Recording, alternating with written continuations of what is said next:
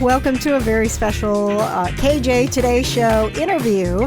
Our guest is Bob Costas. You may have heard a little bit of the interview when we were live on the KJ Today Show, but this is all of our fabulous time that we got to spend with Bob Costas, and just want to thank him again. Not that I think he's ever going to listen to this, but it was so cool to be able to talk to Bob Costas. Here we go. Hello, Mr. Costas. Good morning, and thank you so much for joining us here. It's an honor as a broadcaster and a storyteller to get a little bit of time with you and to talk about the new episode of Back on the Record, which is out. Tell us what you've got in store for us, sir. Well, it premieres on Friday, September 9th, after Bill Maher on HBO.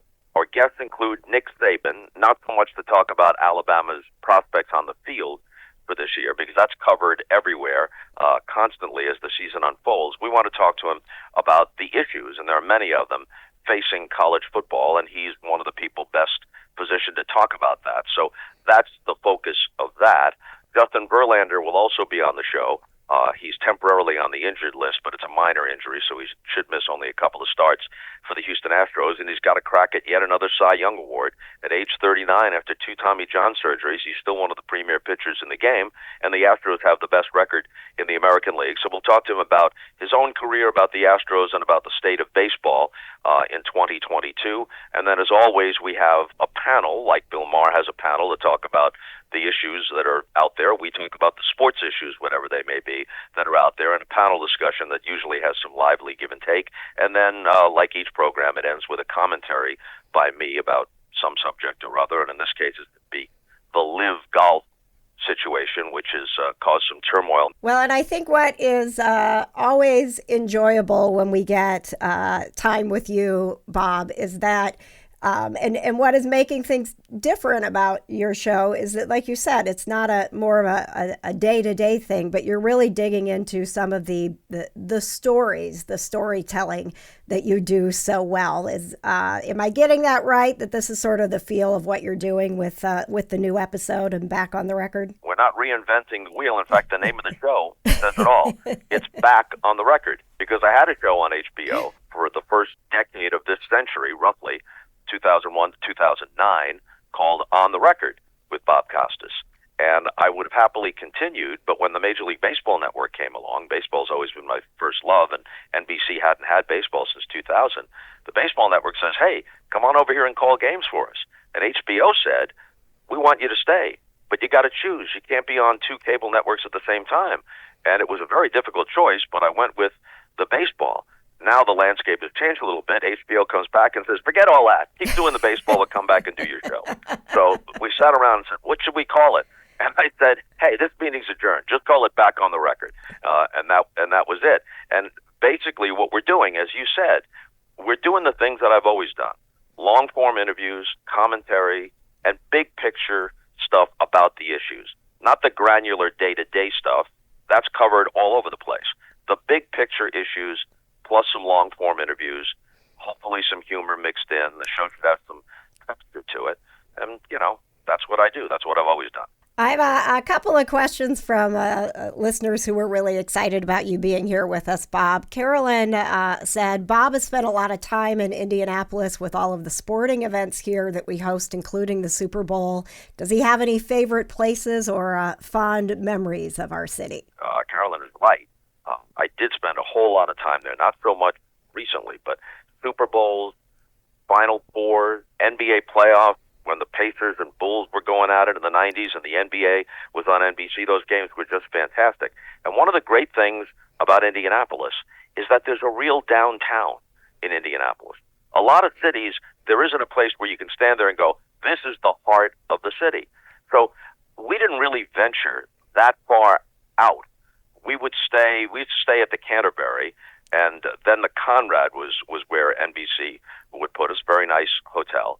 And you could just walk out the door, and there was a place called Palomino on the corner that we used to go to. And it's early in the morning for me. I usually sleep late. What's the name of the famous steakhouse that's next to the Canterbury? Yes. St. Elmo's. Yeah, that's St. Elmo's. I knew there was an E in there somewhere. So St. Elmo's, Palomino, and then there was a breakfast place that is my favorite breakfast stop in all of America still, Cafe Patashu. There was one that was like out in the suburbs, and then they put a second one downtown right across from the state capitol. So those are three that I remember. And, I don't think it's there now, but there was at one point a Cafe Patashu in the Indianapolis International Airport. That's a reason to take a connecting flight through Indy, even if I didn't have to be there. Bob, one more question for you. Juliet says she has a daughter who's going to Ball State and wants to get into sports journalism and would love any advice that you could share with a young woman starting her career in sports reporting. Well, again, in comedy, connected with Ball State's most illustrious alum, David Letterman. But in this case, she wants to get into sports journalism, and this is the advice that I always give. Get as well-rounded an education as you possibly can. Even if the specifics of that education don't seem to directly connect to a career in sports broadcasting, the better read you are, the better your appreciation of language. And the more you read, it isn't that you're going to steal any of the phrases that you read, but it gives you an appreciation of language and the way you can express yourself. The more interesting you are as a person, the more interesting you will be, generally speaking, as a broadcaster. And even as I'm encouraging her to do as well as she can academically, this is what's true about sports broadcasting or broadcasting, period. You can't learn it in a classroom.